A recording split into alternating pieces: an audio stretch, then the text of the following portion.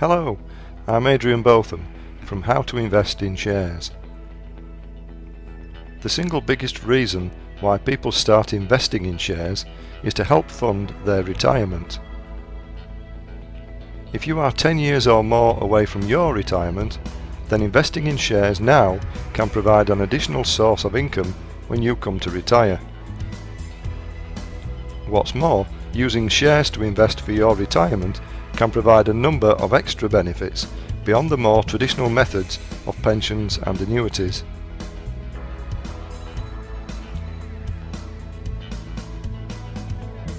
These days we often hear about the aging population.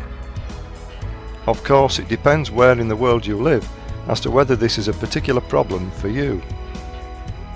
Certainly in many economies, including the UK, Europe, USA, Canada, Japan, China, etc., this is a recognised problem.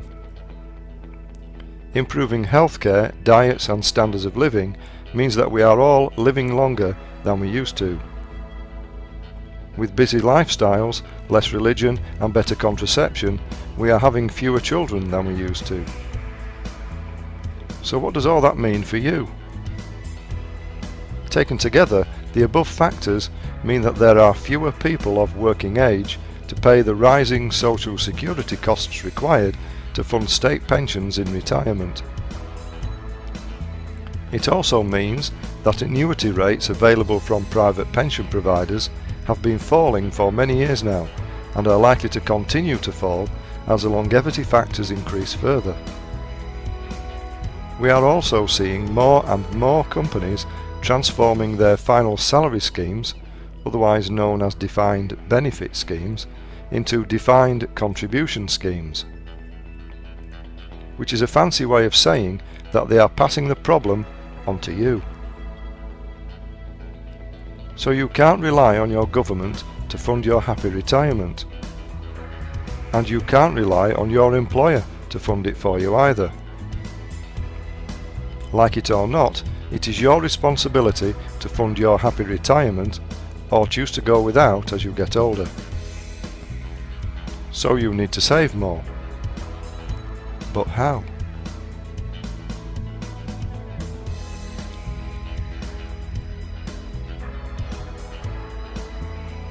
If you are lucky enough to have a job with a company pension scheme, then the chances are that your employer will match any additional contributions you make into that scheme up to a point. This is another way of saying that the company will double any money that you put in yourself. That's free money and there for the taking, so if you have an opportunity like this, grab it with both hands. But if the company does not match your contributions, or you are past the point where it will match your contributions, say above 10% of your salary for example, then you have better options. If you don't have a company funded pension or retirement account, then you can still contribute to one yourself. And these come in many forms under many names: IRA, 401k, SIP, PP, personal pension, SP, stakeholder pension, etc. But the principles of how they all work are very similar. Essentially, you put pre-tax income into the pension fund and pay tax on what you take out. Any gains or income returns made on the assets within the pension fund grow tax-free for as long as they stay in the fund. The major benefits of this way of doing things are the tax-free bit on the way in and the tax-free bit whilst it is growing. The downside is the paying tax bit on the way out, which is okay if you are a higher rate taxpayer pre-retirement and a lower rate taxpayer in retirement, but it is not so good if you are Mr. or Mrs. Average with the same rates of tax on the way in as on the way out. The other big issue with pension accounts is that they have rules attached to them, such as you can't get at your money until you have reached the age when the government thinks you should retire. The age when the government says you can retire is getting older. So you are having to work longer before you can get your hands on your money. When you finally do get your hands on it, you can only take a percentage of it out as a lump sum. For example, in the UK, this is currently 25%. You can only extract a lump sum once, and you have to do it at the start of your retirement, which may not be when you want it or need it. After you have been retired for a certain number of years, you have to spend your fund on an annuity to convert your fund into an income stream for the rest of your life. Spending all your money on only one annuity is like placing all your money on a single bet. Let's be clear, the only winners in the personal pensions and annuities game are the insurance companies that provide them. In essence, these rules exist to protect the government and the insurance companies. These rules do not exist to help you to have a happy retirement. Personally, I don't like rules of this sort, but I do like the tax-free benefits because I love to play the taxman at his own game, all legally of course. So, it is a balancing act. Traditional retirement accounts are useful and should form part of your retirement planning, but I don't recommend you put all your eggs into this one basket.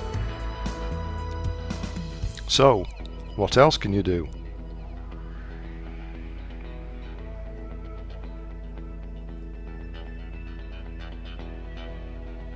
As well as putting extra money into your retirement account to get your hands on the free money offered by your employer and the taxman, you can consider additional investment streams. Think of these as planting a few investment seedlings in your garden. The longer you leave them to grow, the taller and stronger they will become, maybe turning into a mighty oak tree or a giant sequoia.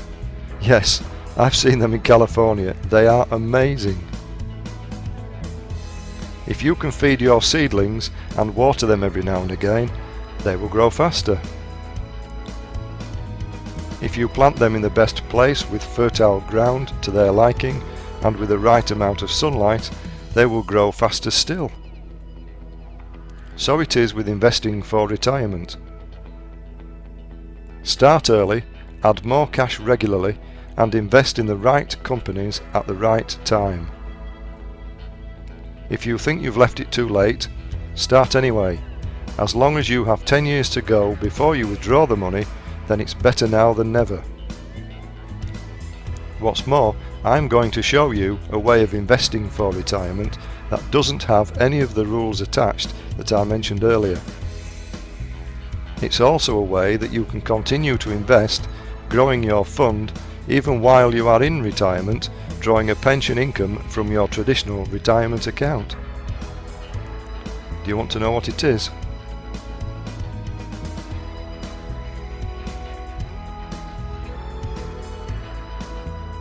Shares are much more flexible than retirement accounts. Indeed, most retirement accounts consist of share investments, mostly in large blue-chip companies that you would know and recognise.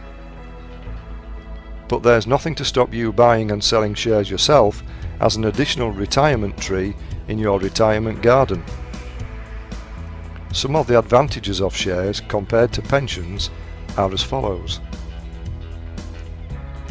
You decide when you want to draw down your income, not the government.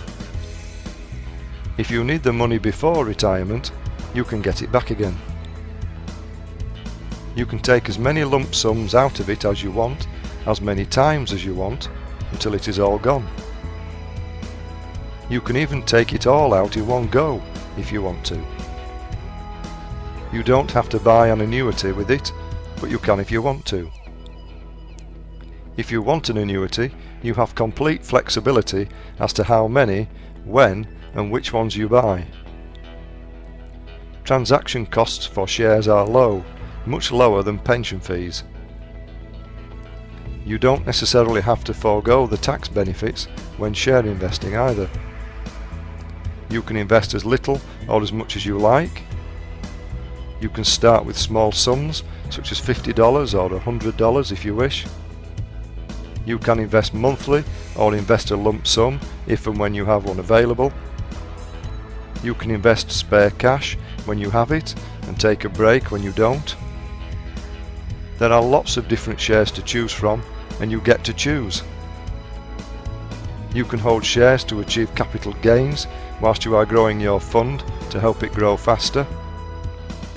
Or you can hold shares to generate more income when you start taking the money out again instead of buying annuities. You can buy a basket of different shares to achieve a bit of both and build a de-risked portfolio. And apart from stock picking and buying, it's all low maintenance after that. This is obviously not an exhaustive list, and I could go on, but I've probably listed enough advantages. Essentially, the key words running through all of these advantages, like a stick off Blackpool Rock, are freedom and flexibility.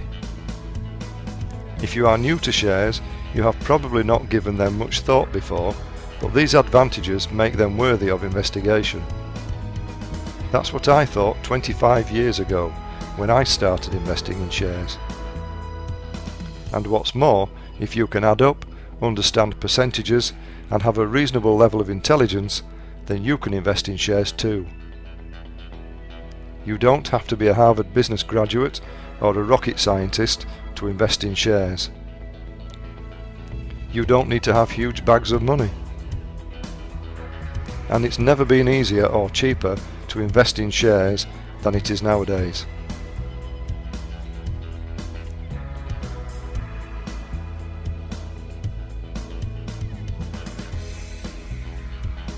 There's no better time than now to make a positive start on your retirement investment garden. Make today the day that you finally start investing in your retirement and start investing in shares. You can start right now by signing up for a free guide, How to Start Investing in Shares, by going to www.howtoinvestinshares.co.uk/products/free guide. The guide won't be available free forever, so why not grab it right now and make a positive start? Or if you have any questions, you can ask me anything you like about share investing by going to www.howtoinvestinshares.co.uk/ask-Adrian. Thank you very much for your time today. My name is Adrian Botham. I'd love to show you how easy it is to begin investing in shares. Bye bye for now.